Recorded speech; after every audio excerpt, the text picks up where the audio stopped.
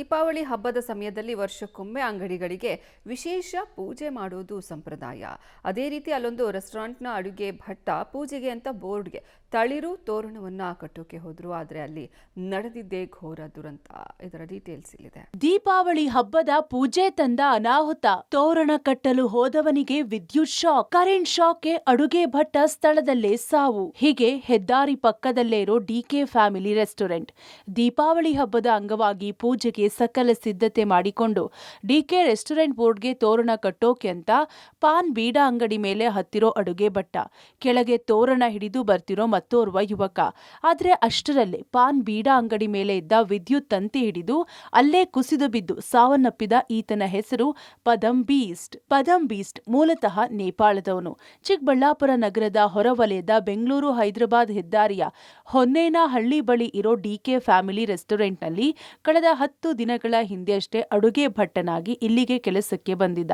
ಆದರೆ ದೀಪಾವಳಿಗೆ ಪೂಜೆ ಮಾಡಲು ಹೋಗಿ ರೆಸ್ಟೋರೆಂಟ್ನ ಬೋರ್ಡ್ಗೆ ತಳಿರು ತೋರಣ ಕಟ್ಟುವ ವೇಳೆ ವಿದ್ಯುತ್ ಶಾಕ್ನಿಂದ ಸಾವಿನ ಮನೆ ಸೇರಿದ್ದಾನೆ. ಬೆಳಗ್ಗೆ ಪೂಜೆ ಮಾಡಬೇಕು ಅಂತ ತೋರಣ ಕಟ್ತಾ ಇದ್ರು. ನಮ್ಮವರು ಹುಡುಗರು ಮುಂದೆಗಡೆ ಒಂದು 5 ಜನ ತೋರಣ ಕಟ್ತಾ ಇದ್ರು. ಯಾರಿಗೂ ಗೊತ್ತಿಲ್ಲದಿರೋ ಹಿಂದೆಗಡೆಯಿಂದ ಬಂದಿದ್ದಾನೆ. ಕರೆಂಟ್ ಲೈನ್ ಒಂದು ಗೊತ್ತಿಲ್ಲದಿರೋ ಸಡನ್ನಾಗಿ ಮುಟ್ಟಿ ಇದಾಗಿದೆ.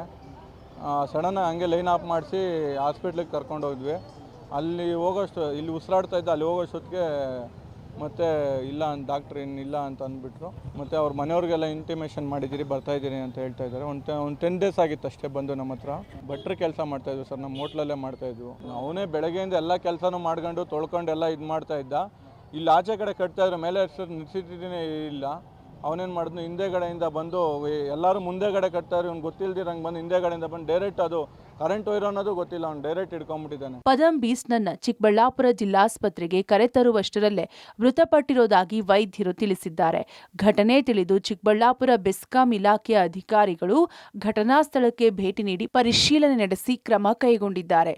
ಏನೋ ಹಬ್ಬಕ್ಕೋಸ್ಕರ ಅವನು ಪಾನ್ ಶಾಪಲ್ಲಿ ಕೆಲಸ ಮಾಡ್ತಾ ಇದ್ದವನು. ಮೇಲಕ್ಕೆ ಏನೋ ತೋರಣ ಕಟ್ಟಕ್ಕೆ ಆ ಶೀಟ್ ಅಂಗಡಿ ಮೇಲೆ ಹತ್ತಾಗ ಮೇಲೆ 11 kV ಟಚ್ ಆಗಿ ಎಲೆಕ್ಟ್ರಿಕ್ಯೂಟ್ ಆಗಿ ತೀರೋಗಿದೆ. ಕೈ ಟಚ್ ಆಗಿದೆ, ಅವನು ಹಂಗೆ ಬೀಳೋ ಸ್ಥಿತಿಯಲ್ಲಾದಾಗ ಹಂಗೆ ಹಿಡ್ಕೊಂಡ್ಬಿಟ್ಟಿದ್ದಾನೆ. ಇಮಿಡಿಯೇಟ್ ಬಂದ್ಬಿಟ್ಟಿದ್ರೆ ಏನಾಗ್ತಾ ಇರಲಿಲ್ಲ, ಆ ಥರ ಮರಣ ಹೊಂದಿದ್ದಾನೆ. ಅದು ನಾವು ಅಂಗಡಿಯವ್ರ ಮೇಲೂ ಕಂಪ್ಲೇಂಟ್ ಕೊಡೋಕ್ಕೆ ಹೇಳಿದ್ದೀವಿ, ನಮ್ಮ ಅಸಿಸ್ಟೆಂಟ್ ಇಂಜಿನಿಯರ್ಗೆ ಹೇಳಿದ್ದೀವಿ. ಅವನೇ ಮೇಲೆ ಕತ್ತಿ ಇದಾಗಿರೋದ್ರಿಂದ ಅವನು ಯಾವುದೇ ಡಿಪಾರ್ಟ್ಮೆಂಟ್ ಫಾಲ್ಟ್ ಇಲ್ಲ ಇದರಲ್ಲಿ.